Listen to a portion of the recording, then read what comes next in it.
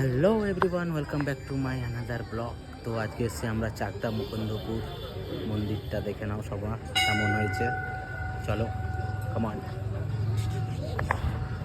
This is শিবলিঙ্গ। এটা হলো অসম মন্দির ভোলে বাবার। জয় ভোলে বাবা।